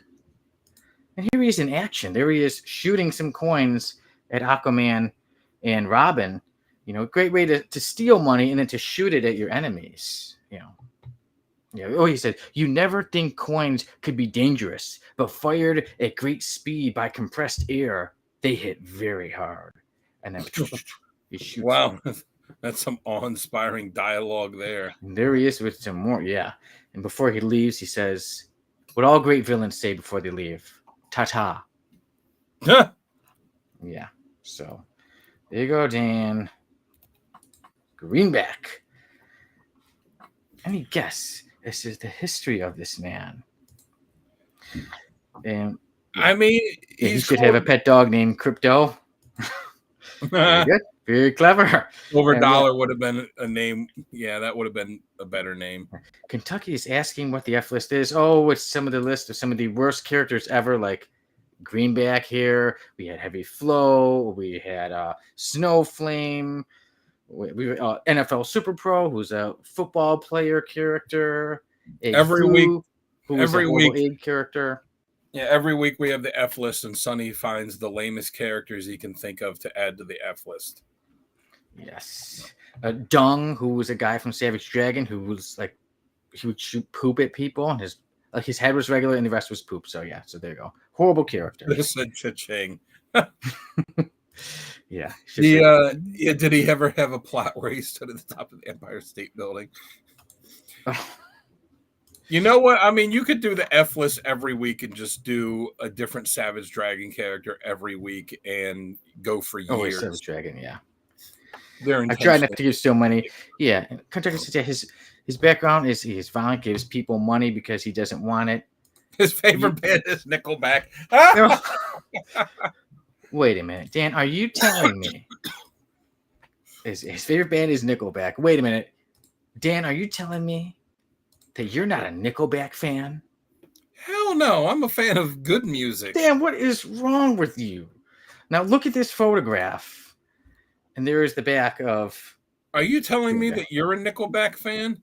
Do you like I do like some Nickelback songs. Do you like to listen to them in your tap out shirt? I think I'm gonna have to. I mean, I have to make a maybe that'll be a short video I have. I'll have to have some Nickelback, some good Nickelback music, a tap out shirt. Show somebody how edgy I am. Be like, give the middle finger. Yeah, he's called himself Greenback, yet he keeps shooting coins at people. That's not Greenback. I guess unless he paints the back of him green. His arch nemesis is called Counterfeit. I don't know, Kentucky. I haven't seen anything about that. So. Yeah. But I like his arch enemy, Counterfeit. Because Savage Dragon had a lot of characters, and for some, being lame was the purpose. Yeah, that's right. So many Savage Dragon characters. Yeah, it's the same thing with the Tick. We've had a couple Tick characters on there, but they're made to be lame. I have a feeling this character was too, since he was from Super Friends. So, yeah. So, Greenback. God, this is stupid. So, Greenback. His name is Nicholas Greenbaum. I'm sure the character is a Counterfeit. His name is Nicholas Greenbaum, and he came from a wealthy and privileged family, and he always wanted to be a quarterback, but he was not athletic enough for it. So he had his father pay the coaches in high school to let him be on the team and play quarterback. And then he paid off all of the rival schools so that they would lose whenever they played his son's team, so that they could then go on and be state champions. And, you know, he could be this great football hero. But then it was discovered what his father did. And, you know, the family was thrown into shame. Greenback. And the family was thrown into shame, and you know, the bank that his father managed fired him, and the family lost all of their money, and it was all because of the son, Nicholas. What did I say his name was? Greenbaum. So he was, you know, he caused shame on his family and caused his family's downfall.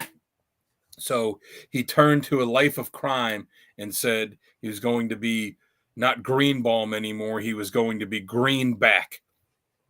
And he would do whatever he could to get back the money for his family, which in his mind took to be stealing coins and then shooting them at people as incredibly lame projectile weapons. And he would do that for reasons.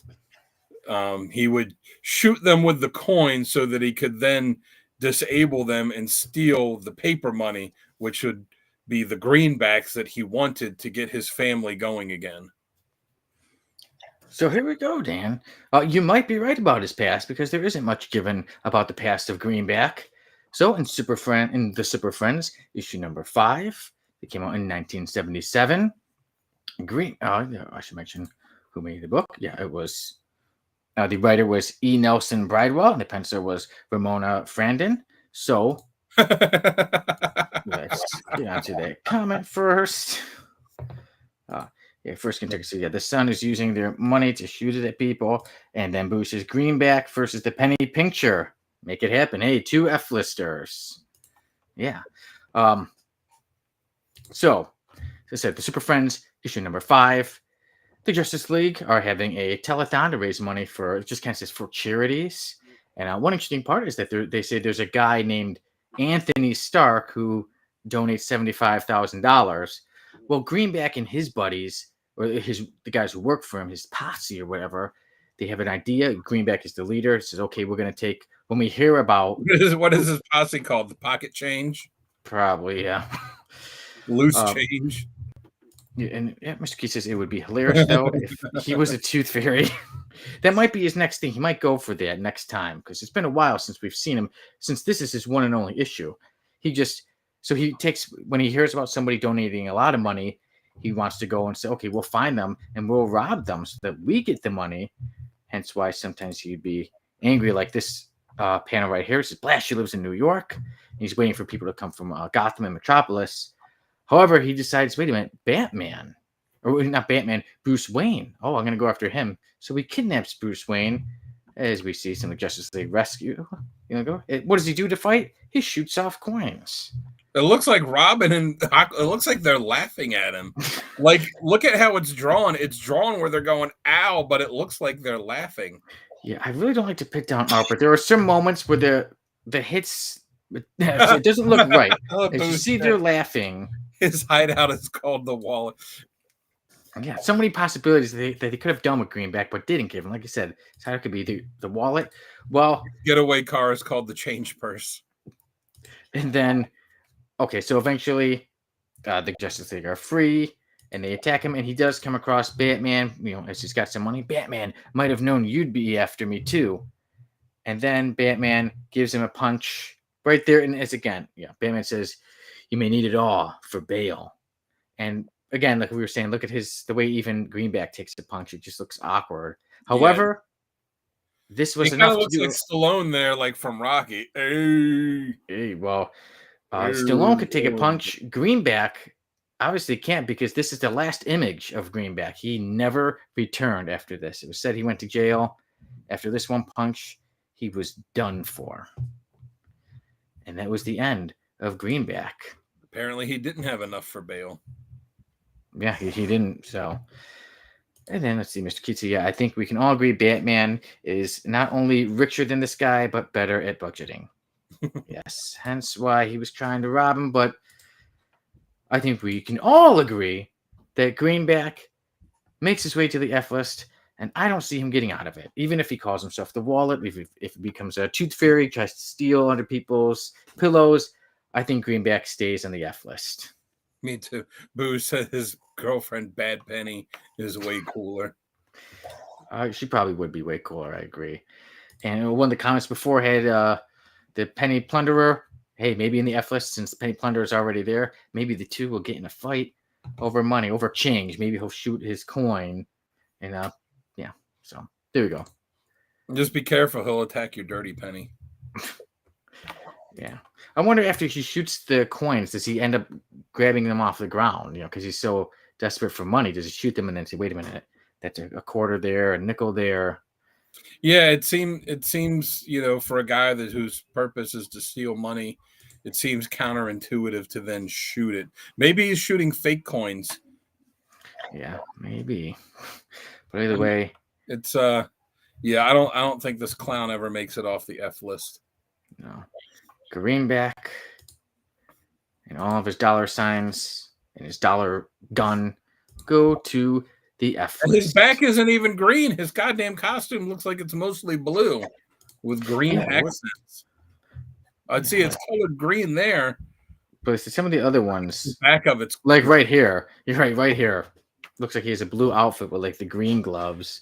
And I see the dollar bill looks more blue. So, yeah. I think even the people knew not to put too much effort into him. Just like this last panel, they said, just whatever, draw something. He's done. How many people? I don't think they expected that 48 years later, this character would be on a podcast and be thrown on an F list. Rush out and get his first appearance now. First and only. That's what we should do for a giveaway one month. We should just get the first appearances of a bunch of like a dozen F-listers and be like, here's our giveaway for this month. Man, that'd be a good one. I'm like, dang it, I can't go for it. I have some of the first appearances, but now there's so many F-listers. Some of them are kind of hard, but some of them aren't too much. Except for the absolute atrocious mistake that you made with Matter Eater Lad. But yeah, but I was damn universe.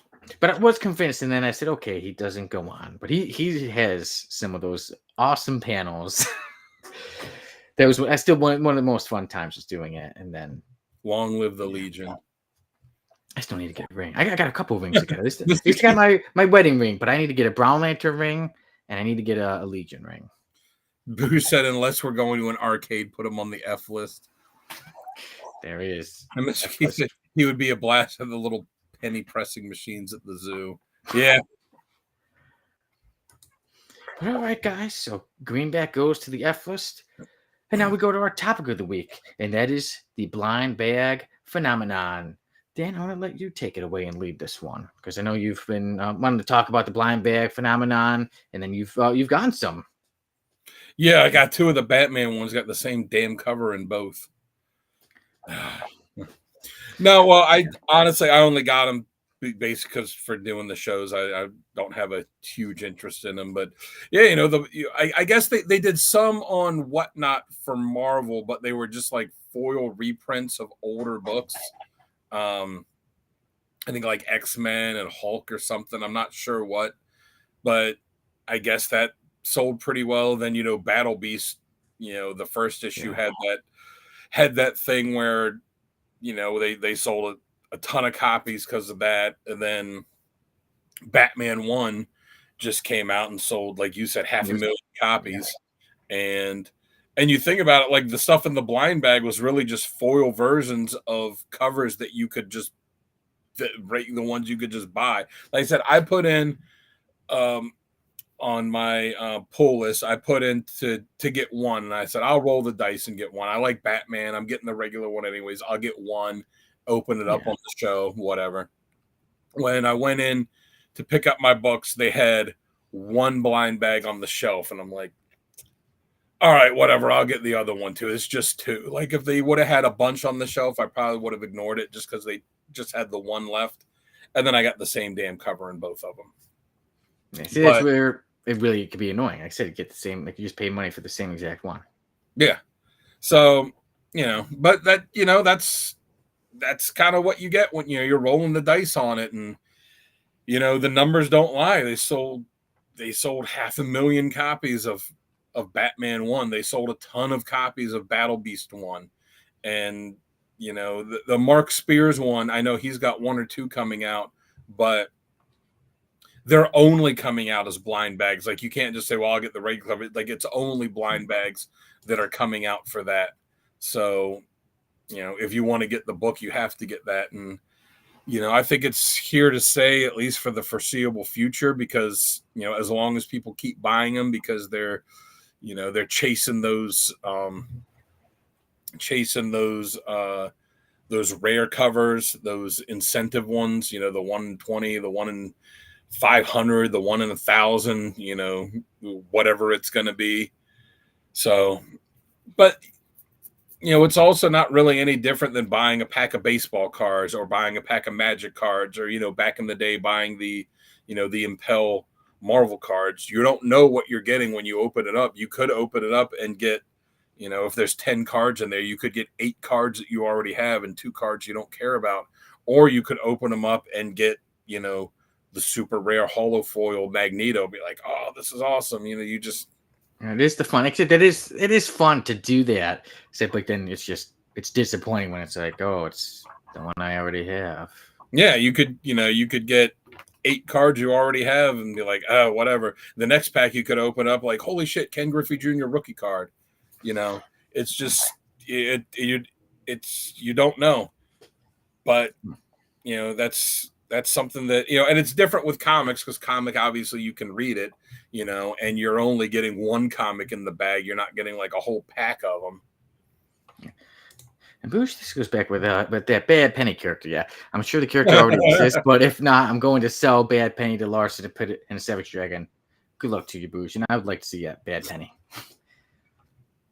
But yeah, so like it'd be funny if the character's name was actually Penny, and like maybe she had a sister, and they were both named sister, or like a cousin or something, and they were like, "Oh, well, that one's Bad Penny," and then she just took it and became a villain. Oh, maybe she could have.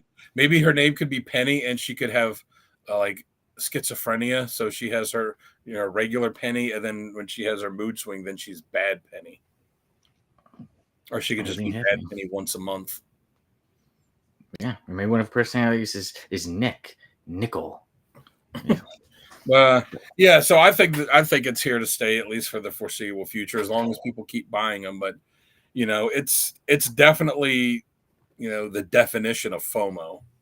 Oh yeah, the fear of missing out. Like I said, right now it's a popular thing. Like I said, Battle Beast.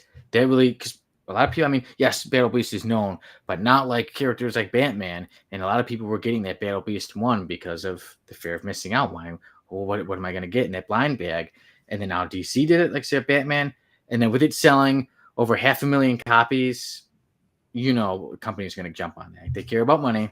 They want to know, okay, this sold good. What is it? Why did it sell so good? Yes, it's Batman, but also blind bags and the fear of missing out. So more are going to jump on it. Yeah, and it's people say, oh, well, Battle Beast, he was a popular character and everybody loves Invincible. Like, Invincible's spin-off series didn't really have a history of, they never really had a history of like selling very much. So, and the sales on issue 2, I talked to him about my shop. I'm like, did they absolutely plummet after the blind bag thing? And they're like, oh yeah. Yeah, it's to be expected. Yeah. So, plus issue 2 was one of the books that you could possibly get in the blind bag for issue 1, which would be funny if somebody bought like one blind bag and they got issue 2 and they're like, crap, well, I don't have issue 1. Yeah, that would be kind of funny though, Yeah. See, Boo's already working the magic. Boo's trying to get the bad Penny into the F list. But yeah, so I think, I'm not really super interested. I don't buy a lot of variants. I'm not saying I never do. I do occasionally, but I don't buy a lot of them just because I find it hard to justify buying multiple copies of the same book just because the cover's a little different. Like, the cover really has to blow me away, or if I'm buying like a B or C cover as opposed to the A cover, it has to really blow me away. Yeah, like what Mr. Keith was asking about, like, about the blind bag trade being like, yeah, our shelves just going to be covered in comic stores? Or is it just going to be blind bags? And it's not too appealing looking, just constantly seeing blind bags all over. I don't think that they're going to do it. I don't think they're going to do it just for run of the mill issues. It's going to be like, first issues or, or like anniversary issues or big reveals. It's going to be for, for specific, specific milestone type of stuff. I don't think you're just going to go in and it'll just be some random issue of Amazing Spider-Man in a blind bag. Maybe they'll do it with issue 1,000. But yeah, I mean, I might pick one up here or there if it's a character, a book that I really like. Like I said, I only got the Batman one because I was like, oh, well, I'll get it and, open it up on air on the station and, that'll be cool. But otherwise, if like we weren't doing shows, I wouldn't have bought one. Yeah. I think I might just get some, like I said, just like I don't have any, like to say, okay, I'm automatically going to get a cover that I don't have, but I'm not going to be one who gets a lot. But if you guys want to see someone who got quite a few copies. Oh, yeah. Sale the Slab Guy got quite a few, so check out that video. And it's doing really good. I like seeing the numbers there. It's got over 300 views so far. Didn't he get 11 of them? Was it 11? Yeah. I think, yeah, he said that he meant to get one, and then that he must have accidentally clicked it wrong. Like, accidentally, yeah. Okay. But he bought that issue of Batman like in numbers like he usually reserves just for issues of Venom. Oh yeah. Can you imagine when Venom has a blind bag? Don't even try to fight Sal on that one. He'll get brutal. It's mine. He's gonna be like in Lord of the Rings. Precious. I agree with you. Yeah, he's gonna be like that. So I don't know. What do you think, Sonny? Would you be tempted to buy some blind bags? Like one here and there, maybe, like I said, because I don't like if I don't have the issue, I know I'm like, okay, I'm gonna get it's a new issue, but I'm not really one for who's gonna be like, let me get 10 or 11 or let me spend all this money. Maybe one day the station takes off and I've got all this money. I could be like, yeah, give me a bunch. But right now, I do not have the money to be buying a whole bunch of copies of the same issue just in hopes of getting something rare. Mr. Keith, he's asking about what kind of plastic. I think it's the same basic kind of plastic that they've used to polybag comics for years. Like, I mean, you could, but instead of being like that see-through like they did with all the X-Force ones with the cards, it's, there'll be some design on it, but it'll be, where you can't see inside the bag, so you don't know what you're getting. I mean, I guess they could, guys, because Bruce says, yeah, Sale got his because they were giving away comics with the purchase of a meatball subs. That's how we got so many. I agree with that. I mean, it's probably not the best plastic for it. I don't know that you'd want to keep it in there. And, I saw some people online complaining about a Punisher book that, the foil book that was in a poly bag and the foil was messed up from it or something, but something with how it was in the bag. I don't know. But I mean, I guess you could, you still see copies of X-Force #1 that are still in the bag.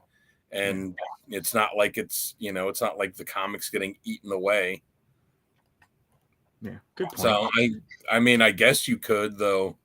Why would you want to? So, all right, Dan, any last minute statements about the blind bag phenomenon? How about you? I know you said and there is one, and I forget what book it is. It might be the Mark Spears Monsters one, or it might be another one, where they're not releasing what the covers are until it comes out in the blind bags. So you're not going to be looking at it, be like, oh, I hope I get this cover. I hope I get that cover. It's until you open the bag and look at it, like no one's going to know what the covers are. So I think that's kind of interesting, because unless they have it marked in some way, like the 1 in 100, 1 in 1,000, whatever, like how are you going to know what the distribution rate on your book is compared to any other one? That could cause some fights along the way. Let's say you got two friends, they get it and they're like, oh, here, just trade this one because they think, oh, it looks cool. And then you find out you just traded that super rare one. And the other one says, nope, I'm not giving that back. Mine now. Yeah, I told Sal I trade him one of the ones I got from one of his, but he got like 2 copies of the same one that I got 2 copies of, because he got a bunch of doubles. Yeah, so like I said, there is the possibility of that when you get blind bags. Do you think, is there any other comic books? I mean, do you think you're going to be getting any more blind bags, or kind of stick to the one and maybe an extra one? Yeah, like I said, I only bought the second one because they had one left on the shelf, and I was just like, whatever, I'll get it, and we'll open them up on the show. I mean, it depends. I'm not gonna, like, I didn't buy any copies of Battle Beast 1 because I just didn't care. I might buy, if it's a book coming out that I'm interested in buying because I like the book or like the character, I might buy one. I'm not gonna buy one just because, like I said, if it's like a Battle Beast thing, I'm like, I don't care about this character, I'm not gonna buy it for that. So it would have to be a book and a character that I'm already interested in getting. I might buy one. It really for me, it's just going to be like on a case by case thing too. Yeah. Like I'm getting some of the Mark Spears ones that are coming out, but like I said, that's because they're only coming out as blind bags. So if you want to buy the book, you have to buy it as that. Yeah. And real quick, is it a little bit more money to get the blind bag as opposed to the regular issue when it comes to like Batman and stuff? Yeah, it was $10 for the blind bag, where the normal one is like $4 or $5 for the issue. I'd have to. I don't know if I have it. I don't think I have it sitting here. I'd have to look to see what the cover price of it was, but it was like $4 or $5. I think around $4, and it was $10 for the blind bag because it was foil, and the foils are generally already like a couple bucks more than the regular, like $1 or $2 more than the regular covers, and then I'm sure it's adding like a couple bucks on for that for the whole mystery aspect of it. Well, then with it being almost basically double the price, yeah, I think I would just stick to the one I know we're going to get the cover. So the blind bag phenomenon is not going to get me. Yeah, Booze. The Mark Spears stuff is fantastic. Like so I said, I'm getting that, but that's because he's only releasing the books as a blind bag thing. Yeah. I mean, I'm not going to Exactly. tell people how to spend their money. Like, if you want to spend your money and get, and get 80 copies of the same thing because you're hoping to get that one super rare one, it's your money. Spend it how you want. But, I don't have the money. I don't have the money to do that. I don't have the interest to go, chasing it past buying one or, maybe a second copy if there happens to be just one sitting on the shelf. But since I just got burned by this Batman one, getting two of the exact same one, anytime I get a blind bag now, it's gonna A, have to be a book that I already am interested in getting, and B, it's just gonna be like one copy. You have been scarred by those two Batman issues with the same cover. Yeah, I mean, they're just sitting over there in the sell/trade box. Yeah, so, well, we'll see. Anybody else? Yeah, feel free to let us know if you do the blind bags, if you get a lot more, if you don't like them, if you're like, hey, I am that person who got 80 copies. We'd love to hear about it. So, dime bag. Yeah. What if you were getting a blind dime bag? Like, it's a dime bag. You don't know what's in it. Like, it could be weed. Could also be pencil shavings. Only way you're going to know is to buy it and open it up. As you just said, the blind bag phenomenon. Who knows? Will it take over other things too? Like you said, getting other kinds of bags. I mean, it's already been that way in cards for as long as like baseball cards and these things have existed. It's always been like that. It's just now they're jumping onto it with, they finally figured out they can jump onto it with comics too. So yeah,